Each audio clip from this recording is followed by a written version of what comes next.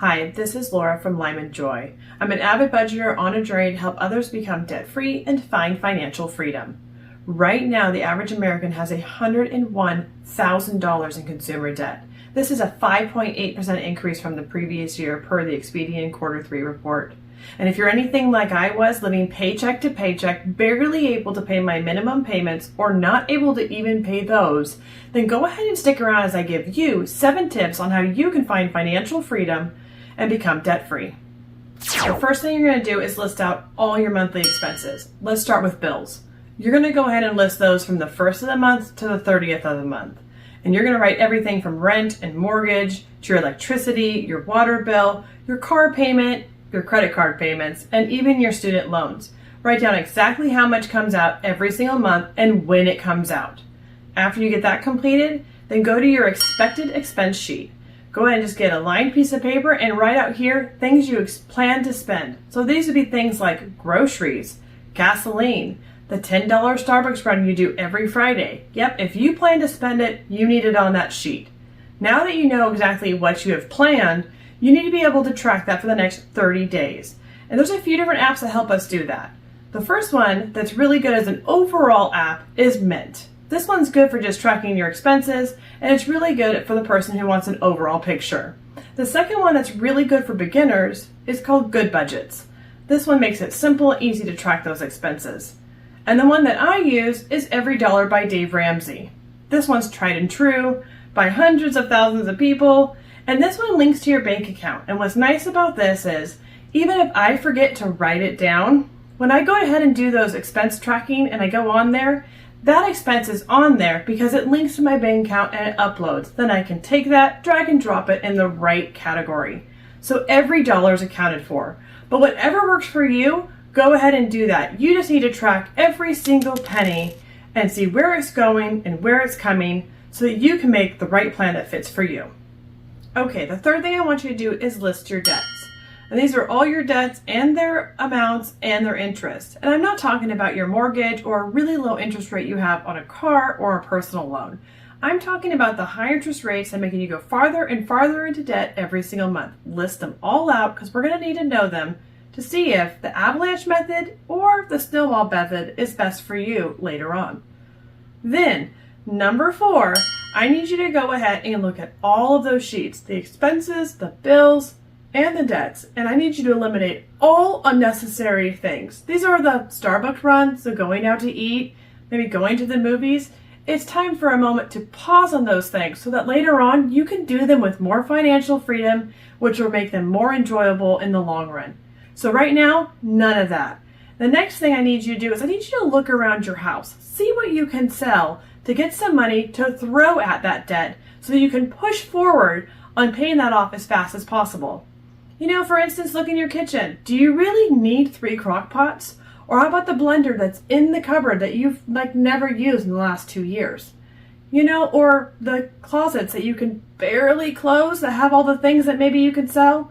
Or the 25 comforters when you have 3 beds?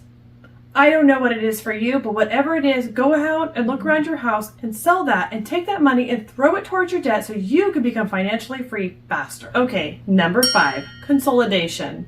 There's a few different ways to go about this. One way is to get a 0% interest rate card and go ahead and transfer all of your debts to that card.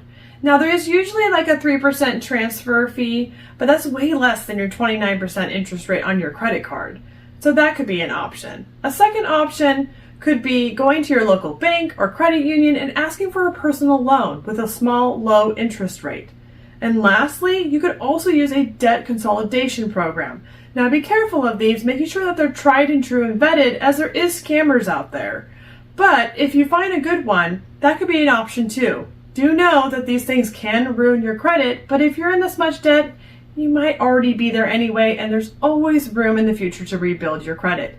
So think about these, use a lot of discretion and wisdom when it comes to these. You don't want to get yourself further into debt, but if you're ready to really tackle that debt, this would probably be the fastest way to accomplish it. The 6th thing I want you to do is create a savings emergency fund.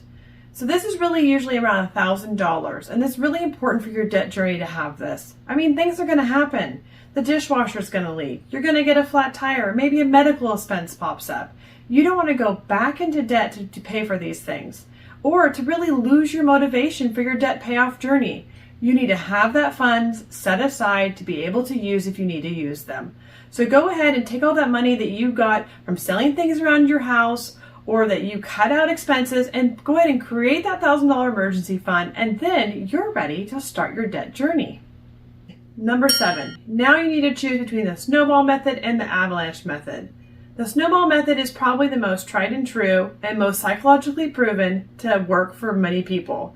It's the famous Dave Ramsey method. This one, you're going to go ahead and pay off the smallest debt to the largest debt.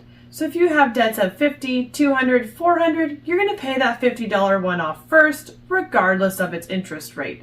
The next method is the Avalanche method. This one, you're going to go ahead and pay off the highest interest rate to the lowest interest rate. This one takes a little bit longer to get the ball rolling, so it's usually harder to do, but mathematically, you will save more money doing the Avalanche method. There is a link below for the Vertex calculator where you can put in your debts and see how long and what it would do for the Snowball method and how long and what you would pay on the Avalanche method. So if you want to play with that, it should be in the links below. But as for me, I used both methods. I really started with the Snowball method just to help my motivation and get me going as I went ahead and partnered that with the Dave Ramsey program. And then about halfway through, I actually switched to the Avalanche method and I went ahead and just attacked the rest of my debt and saved money as I finished up my debt journey. So you have to do what's right for you. Go ahead and play with the Vertex calculator and figure out which one you're going to begin your debt journey on. Okay, that's my 7 tips on how to become debt-free. But if you've made it this far and you still don't have enough money to go ahead and fuel that debt-free journey, then it's time to get a side hustle. I've done it all from Uber Eats, Amazon Flex, DoorDash, Hire Up. Do whatever it takes to fuel your debt-free journey so you can live and give like you were meant to. Also, follow me on Lime and Joy. Watch this video next where we do cash stuffing, savings challenges, and you can follow me along for motivation and saving challenges so we can live and give like we were meant to.